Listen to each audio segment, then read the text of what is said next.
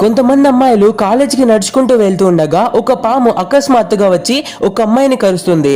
ఆమె నొప్పితో విలవిల్ల ఆడుతూ ఉంటే అక్కడున్న ఒక బామ్మ వెంటనే విషం పాకకుండా ఉండడానికి కాలుకు గట్టిగా కట్టమని చెప్తుంది. ఒక అబ్బాయి తన ములతాడును తీసి ఇచ్చి సహాయం చేస్తాడు. ఆ బామ్మ గంటలో హాస్పిటల్కి తీసుకెళ్ళకపోతే ఈమె చనిపోతుంది.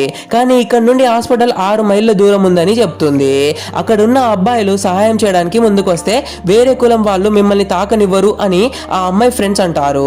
కానీ ప్రాణాపాయంలో ఉన్న అమ్మాయి నన్ను ఎలాగైనా కాపాడండి అని వేడుకుంటుంది. వెంటనే కుల మతాలు పక్కన పెట్టి స్టూడెంట్స్ అందరూ తమ బ్యాగులు పడేసి ఆమెను ఎత్తుకొని పరిగెత్తుతారు. ఒకరి తర్వాత ఒకరు మారుతూ మధ్యలో ఒకరు ఇచ్చిన మంచం సాయంతో హాస్పిటల్కి చేరుకుంటారు.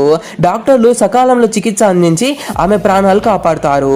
కానీ ఆ అమ్మాయి మామ అక్కడికి వచ్చి మా కులం అమ్మాయిని నువ్వు ఎలా తాకుతావు అని హీరోపై గొడవకు దిగుతాడు. ఆ అమ్మాయి చనిపోయినా పర్లేదు కానీ వేరే వాడు తాకకూడదు అనే అతని మొండితనాన్ని చూసి అందరూ షాక్ అవుతారు. హీరో మాత్రం గొడవ వద్దు అనుకొని అతనికి సారీ చెప్పి అక్కడ నుండి వెళ్ళిపోతాడు. కులం కంటే మానవత్వం గొప్పది.